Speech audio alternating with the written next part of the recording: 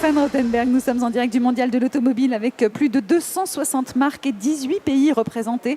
C'est un rendez-vous que vous ne ratez jamais, vous êtes un vrai passionné. Jamais. Je crois, j'y suis allé, j'avais une petite dizaine d'années pour la première fois et je l'ai jamais raté. J'ai même fait, quand j'étais jeune automobile, des salons internationaux à l'étranger. C'est le plus grand du monde en termes de fréquentation, le salon de Paris. Il y en a qui sont plus importants en termes de surface.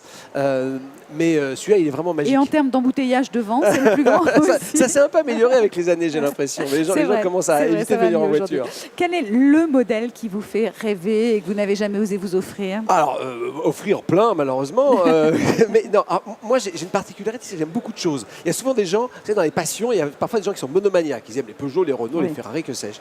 Moi, j'aime vraiment plein de choses. J'aime les voitures populaires, notamment anciennes. Alors maintenant, j'ai le goût du patrimoine. Quoi, par exemple, la 2 chevaux? Alors, un peu plus récent, souvent c'est plutôt son enfance. Donc moi, c'est plus proche du Renault 5. Pourquoi pas, j'en ai eu une. C'est la Renault 14, Daniela, j'en ai eu une. Mais quand j'étais jeune, mais j'adore aussi. J'adore aussi, vous pouvez vous moquer, c'est une voiture dont tout le monde se moque, la Fuego. Mais moi, j'adore cette voiture. C'est d'abord dessiné par celui qui a fait la SIG, c'est un grand designer français qui s'appelle Robert Opron. Mais non, j'aime beaucoup ces voitures-là. J'aime aussi les voitures de rêve, bien sûr. Impossible de ne pas rêver devant des Ferrari, des Aston Martin. Bien sûr. Mais j'aime une voiture de sport. J'aime vraiment tout. J'aime l'automobile. Alors, c'est plutôt des nationalités. Il y a des voitures japonaises m'inspirent moins. C'est comme ça. Bon.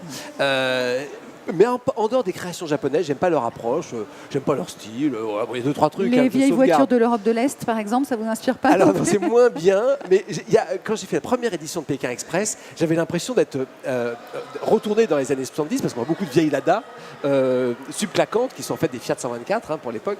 Et ils appelaient ça les Gigouli, les Russes. Et c'est extraordinaire parce qu'il y en a plein, les Volga qu'on n'a jamais vu chez nous, qui étaient les voitures des apparatchiks, qui sont des trucs incroyables. Il y a une décadence dans l'automobile russe qui est assez rigolote. Et les Russes roulent de manière très particulière, puisqu'en fait, même dans les routes à 2 voies, il y a une 3e voie virtuelle, celle du milieu, que tout le monde emploie. Vous êtes pas, les gens roulent à cheval sur la ligne et ça va dans les 2 sens. C'est une voie qui est dans les 2 sens. On s'évite, on se croise, c'est assez fascinant. Rouler en Russie est un moment absolument magique. Vous êtes un vrai passionné de voiture. Ouais. Vous avez présenté d'ailleurs des émissions sur la voiture, mais vous avez été victime, vous, Stéphane Rothenberg, d'un accident. Oui, mais en 2 roues ou 3 roues. Donc c'est pour ça en voiture. Ça m'est arrivé, oui. Vous avez été percuté par une voiture, c'est ça, sur Pékin par un Express? 4x4, oui. Par un 4x4. Mais et ça vous a pas enlevé la passion de la voiture? Non, pas du tout. Non. Bah, c'est jamais agréable, mais c'est plus une péripétie. Et puis c'est vrai, quand j'étais journaliste automobile, il m'est arrivé sur circuit, parfois, c'est risque du métier, de froisser quelques carrosseries.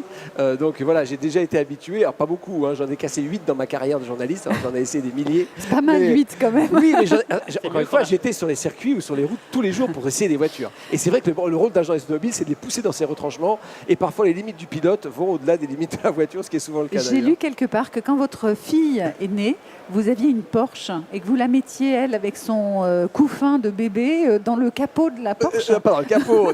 Alors, j'arrivais. Alors, les Porsche ont les moteurs à l'arrière, donc on met la poussette à l'avant, c'est très bizarre. Et puis, effectivement, le siège bébé, alors, elle était pas vraiment. Les parents savent très bien, les maxi-cosy, les enfants sont allongés.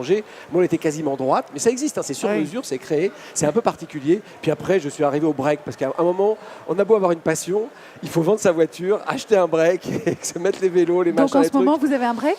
Non, j'ai une berline, parce qu'elle a 18 ans maintenant. Ah donc oui, maintenant, ça y est, ça va. voilà. Ouais. Elle avait trop honte de son père avec son break. Non, en revanche, c'est vrai que j'ai toujours eu des passions pour les voitures, j'ai plein de genres de voitures différentes. Et ma fille aime ça aussi, elle n'est pas passionnée, mais elle aime ça aussi. On parle beaucoup là des voitures électriques, des voitures hybrides. Vous y pensez, vous? C'est beaucoup plus dur. C'est pas du tout votre truc? C'est beaucoup plus dur. Alors, hybride plus. Hybride, c'est intéressant. J'en ai une en ce moment. C'est intéressant parce que c'est vrai que c'est mélanger les deux mondes. Le total électrique, il faut que je m'y mette. Laissez-moi un peu de temps, on va y venir. Il y a des voitures super. Actuellement, vous roulez au diesel? Ah non, ça j'ai jamais pu. Ça, non. Non, un vrai passionné de voiture, c'est difficile quand même, parce que la passion de la mécanique. Non, c'est pas forcément, les performances sont très bonnes, etc. C'est que ça claque, ça fume, ça sent mauvais, c'est pas bon pour la santé. Enfin, il y a plein de choses. Alors je peux comprendre que pour des raisons, lorsqu'on n'aime pas la voiture, on veut un outil, on achète un diesel, très bien, je respecte. Mais quand on aime ça, laissez-nous au moins ça, évitez les claquements, les fumées noires, voilà. Mais je peux comprendre que quand on a besoin d'un outil et que la voiture, on a un rapport distancié à la voiture, je comprends très bien qu'on roule en diesel. Est-ce que vous avez compté le nombre de voitures que vous avez possédées depuis l'âge de 18 ans, depuis votre permis de conduire? Une grosse cinquantaine. Une grosse cinquantaine? Oui, quand même. Mais parfois, je les achète à 2 mois, 3 mois, je les revends. Ouais. Mais oui, une grosse cinquantaine. Philippe Bouvard en a eu plus de 130. Et on a la même passion, donc c'est rigolo. On n'aime pas forcément les mêmes choses. Lui déteste les voitures allemandes, il n'en a jamais eu par exemple, moi j'adore ça. Il n'aime pas trop les voitures françaises, moi j'en ai eu plein. Donc voilà, mais non, c'est rigolo. Ouais, vous avez été l'égérie d'un modèle de voiture, Stéphane Rothenberg. D'habitude, ce sont des femmes qui font ça plutôt, non? C'est pas si vrai. Est-ce que vous posiez en monokini sur le capot d'une voiture dans une pose lascive? Je conduisais avec l'air satisfait.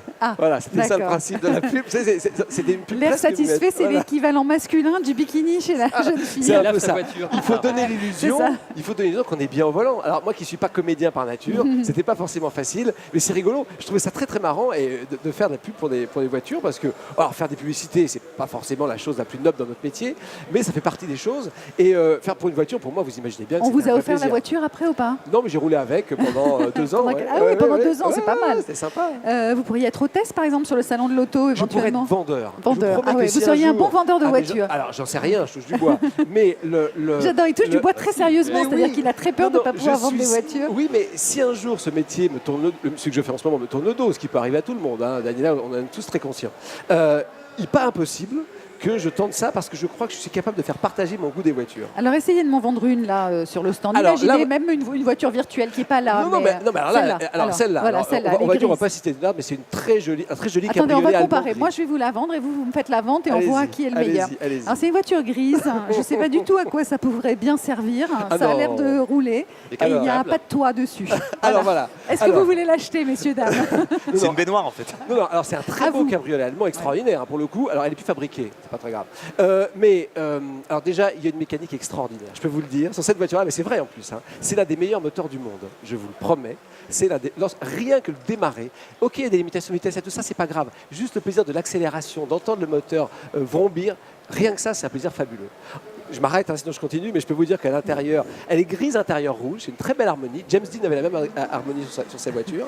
Bon, il a mal fini avec les voitures, c'est peut-être pas un bon exemple. Mais c'est l'une des grandes harmonies classiques des voitures de sport allemandes. Gris intérieur rouge, c'est sublime. Votre première voiture, c'était quoi? Ma première voiture, c'était une Lancia Delta rouge. C'était pas forcément une voiture de jeune, mais voilà, j'adorais les voitures italiennes. Ensuite, j'ai eu la Poire.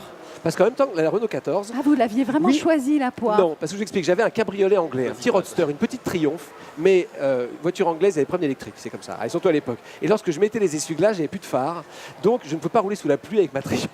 Et donc j'avais acheté une Poire pour l'équivalent de 600 € aujourd'hui. Personne n'en voulait d'occasion des Poires, des Renault 14. Moi j'aimais bien cette voiture. Et donc j'avais ma petite Triumph et ma Poire, et en fonction de la météo, s'il pleuvait, je prenais la Poire, et s'il ne pleuvait pas, je prenais la Triumph. Voilà. C'est Stéphane Rothenberg qui est aujourd'hui avec vous dans France Bleu, midi ensemble.